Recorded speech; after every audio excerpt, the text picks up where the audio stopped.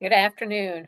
Welcome back to Passionate World Talk Radio Network, a wholly owned subsidiary of Global Media Network LLC.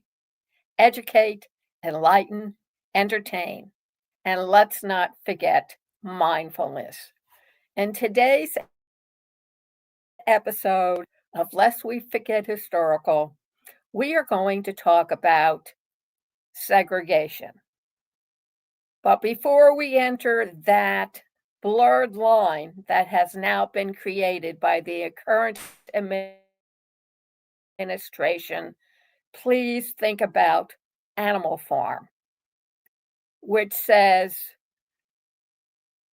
two legs are good, but four legs are better. It's a satirical outlook of animals and their placement in the hierarchy. And that's exactly, what's going on with the U.S. current administration. And the message that the current administration is now sending is blue eye, whites allowed only. Everybody else gets to sit at the back of the bus, use separate bathrooms and water fountains. And if you don't believe me, take a look at the recent removal at the order of the current administration from the Arlington website and other educational museums and courses from the internet, stating that American Indians, Alaskan Indians, Natives, African Americans, Hispanics, and let's not forget women, are not on the same intellectual level and should not be recognized for their contribution to the United States history, culture, or society. The article appears in USA News and is written by C.A. Bridges. And the title is segregation legal now? No. But Florida says the current administration sends, quote, a clear message. What message is that?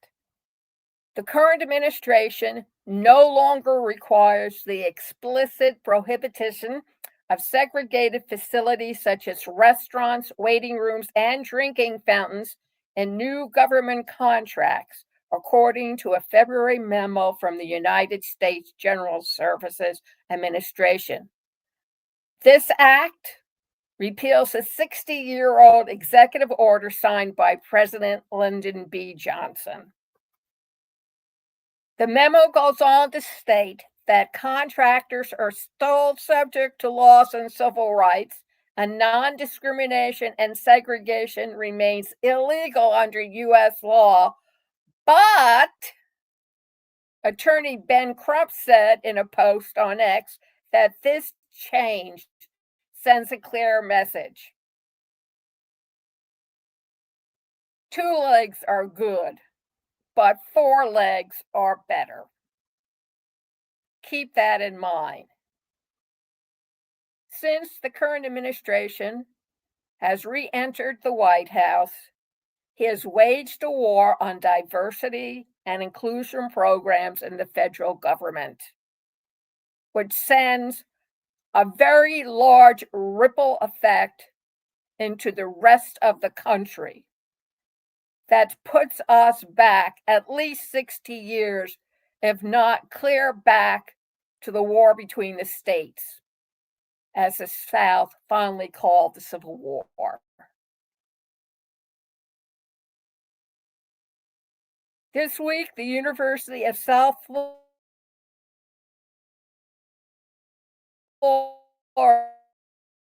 was highlighted the Civil Rights Act of 1964 by promoting and participating in a program funded by the Florida Educational Fund that awards scholarships to Hispanic or Black applicants.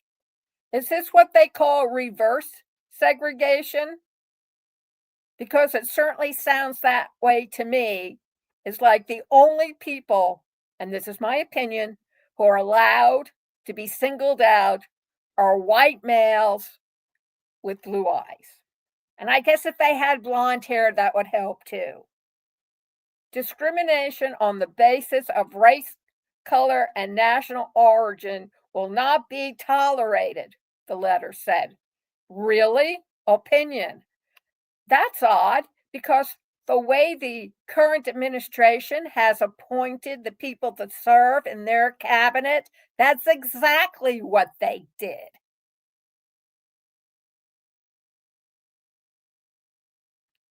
The letter went on to say that it refers to a growing movement that believes boosting minorities is a way to address their historic discrimination and oppression and promote a more just society in itself discriminatory. Really? Opinion. How does that work exactly? Well, let's kind of look at some things. What is segregation? Segregation is the act of requiring separate housing, education, and other services for people based on race. Does that also include, this is an opinion, the veterans who served in the armed forces but are now being removed from the armed forces, Blacks, Hispanics, and women, because they're not equal in the sight of the current administration under that definition of segregation? The Emancipation Proclamation made enslaved people free after the Civil War. And then the South passed laws known as Black Codes that strictly limited where Black people were allowed to work and live. They were called Jim Crow laws because Crows were Black. They're also Native American Indians. And these Jim Crow laws prohibited Black people from using white schools, residential areas, public parks. Opinion, they're public parks. That means the public. It does not see color of skin. Public. It affects everybody. Theaters or cemeteries made segregation into policy. They're dead. They gonna care who's buried next to them? Pools, bathrooms, restaurants, and drinking fountains were labeled whites only.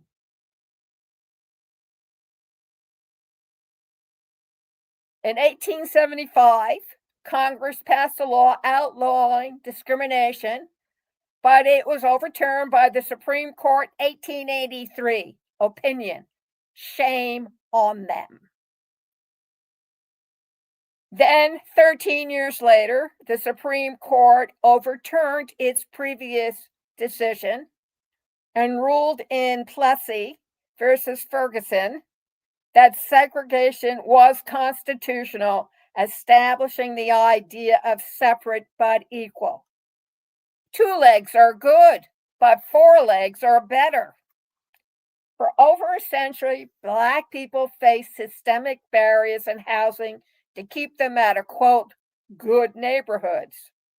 The Housing Act of 1949 helped U.S. citizens address the housing shortage after World War II. And it was explicitly limited to white people. The GI Bill wasn't, but getting benefits for Black soldiers was an uphill battle. Why is that? Without the Blacks and the Native Americans, we wouldn't have won the war. Roosevelt knew that. Black people found success despite obstacles or tried to vote were targeted. Florida, that sunny state with a very overlarge human population, had the highest number of lynchings per capita in the first half of the 20th century, with violent attacks by mobs of white men devastating Black communities in OCOEE, and Rosewood. Carver Village in Miami was bombed in 1951, and Harry and Harriet Moore were killed in a bombing on Christmas Eve in Mims the same year. Jim Crow laws prevailed along with sundown towns where Black people were allowed to work inside city limits but had to leave before night fell. Opinion. And this is the same country, incidentally, that brought Nazi United States? I don't think it has. The civil rights movement faced strong resistance, but made strides. In fact, my brother and I and father marched in the Martin Luther King March in Washington, D.C. in the 60s. The Supreme Court's 1954 decision in Brown versus Board of Education ended segregation in public schools, sparking widespread outrage. Rosa Parks' arrest in 1955 for refusing to give up her seat to a white man, go Rosa, led to organized protests and diner sit-downs, including one of the first ones in a Jacksonville Woolworths. Leaders like Reverend Martin Luther King Jr. advocated for civil rights, organizing marches, voter registration drives, and protests around the South, including Florida. The growing nationwide protests and news of acts of violence against Black people led to the Civil Rights Act of 1964, which made segregation and discrimination on the base of race illegal. However, if you take a good look around today, discrimination still persists in hiring, wages, and real estate, with many white families opting for private or homeschooling to avoid integrated schools. Black people were incarcerated at rates far out of proportion to the population. So, what is DEI? Following the Civil Rights Act, many educational institutions offered scholarships limited to people of color to provide a hands up to a community that was kept them out for such a long time. Some companies began hiring programs designed to make their workforce more diverse. Eventually, DEI, diversity, equity, and inclusion programs were developed to make sure that everyone, especially groups that have historically been underrepresented or discriminated against, receive fair treatment, and that differences are embraced to improve relations and teamwork and increase cultural sensitivity. Folks, there's a whole wide world out there, and they're not all white. I mean, the Chinese put us to shame in their education, along with the Vietnamese and the Japanese. Think about it. Yes, well, you probably don't know how to think anymore. You'd rather have somebody do your thinking for you. Mm-hmm. The multinational company firm McKinsey & Company reported that, quote, companies that are diverse, equitable, and inclusive are better able to respond to challenges, win top talent, and meet the needs of different customer bases. In education, the DEI typically refers to strategies, policies, and practices that provide all students equal access to educational opportunities, regardless of their background, identity, or abilities. Comment: when I looked at the Garden of Eden, they were thrown out because they ate the tree of knowledge, not because they are discriminated against dark-skinned people.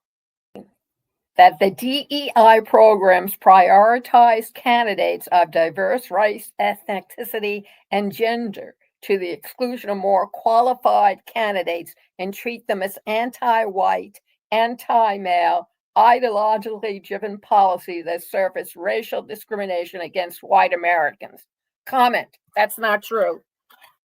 Why is it that so many dark-skinned people from overseas come to the United States schools and are in doctoral pursuits as compared to Americans who treat education as a curse? Why is it we rank 40-something in the scale of education, and even worse down the scale when it comes to math and science? Because the white people here in this country disdain education and put sports as their number one intellectual pursuit. End of comment. Critics warn that the throwback threatens to reverse the progress minorities have made in the workplace over the past 6 decades.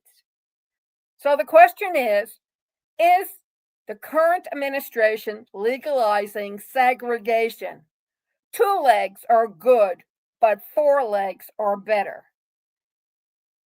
Segregation in this country remains illegal, but since his first day in office, the current administration has worked to eliminate diversity programs and governmental evidence that people of color, women, people who are LGBTQ have struggled against oppression or systemic discrimination. In his inaugural speech, he vowed to combat efforts to, quote, socially engineer race and gender into every aspect of public and private life. Comment, do I want him in my private life? No. A dictator is in your private life. An oligarch is in your private life. An emperor is in your private life. President of the United States, he has no business being in my private life. Private. Private. Private.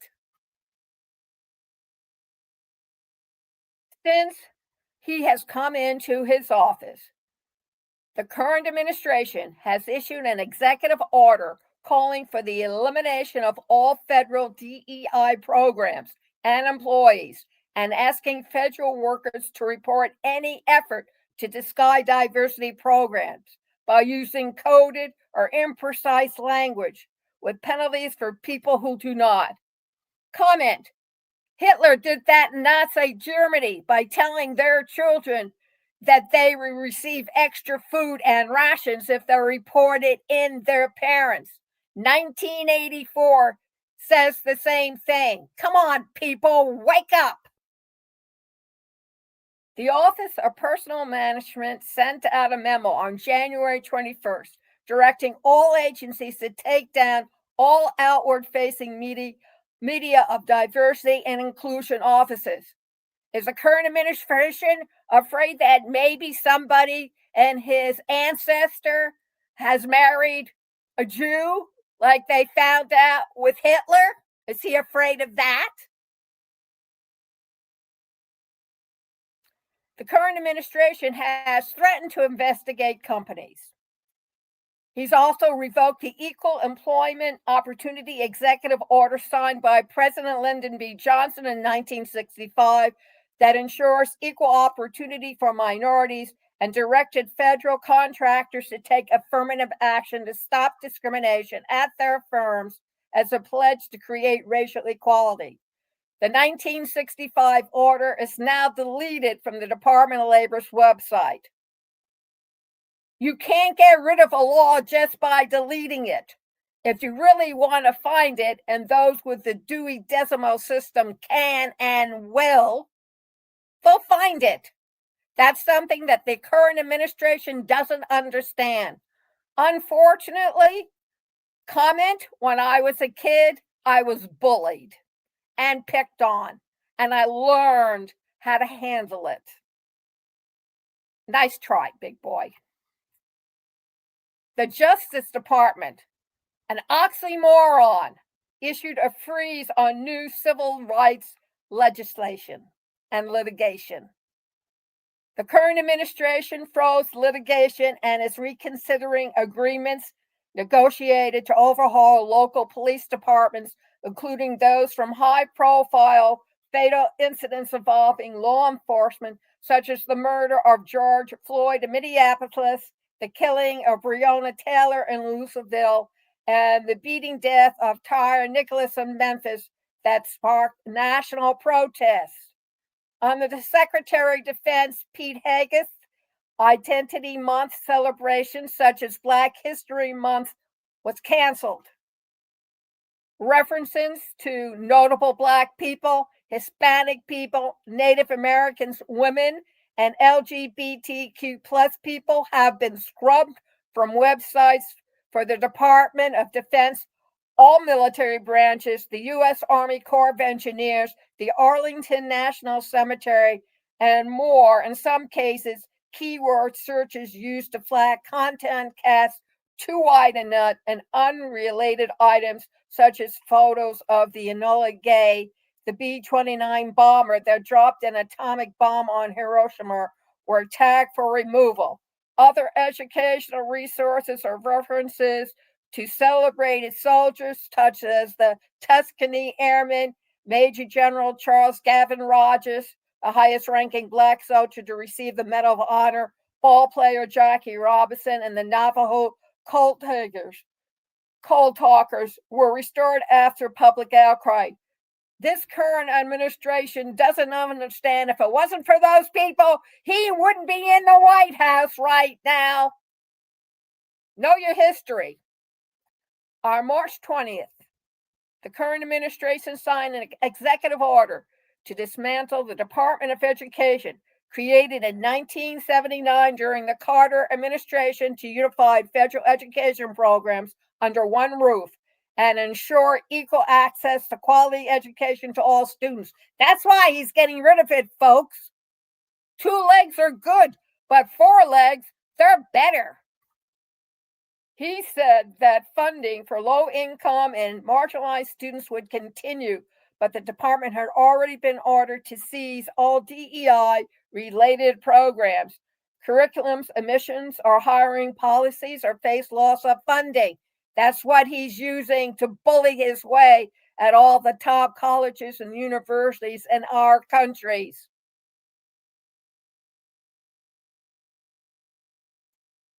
His speech to Congress confirmed what we already know. He is intent on attacking all pathways to the American dream that give all people the freedom to thrive in our nation and instead hoard opportunity for the privileged few. Andrea Abrams, Executive Director of the Progressive Advocacy Group Defending America Values Coalition, told USA Today in a statement. His attacks on DEI are attacks on the promise of America, the promise that everyone should be able to build the life of their dreams without barriers standing in their way. 2 legs are good, but 4 legs are better. Thank you very much for listening to Lest We Forget Historical with your host, Lillian Caldwell. Article by Mr. Bridges. Comments and opinions by host Lillian Caldwell.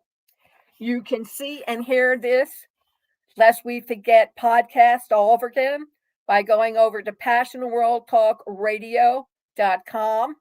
Scroll down to State of Current Affairs, click on it. It will take you to a page. There's a Google link, click on it, and it'll take you into the belly of the beast, youtube.com.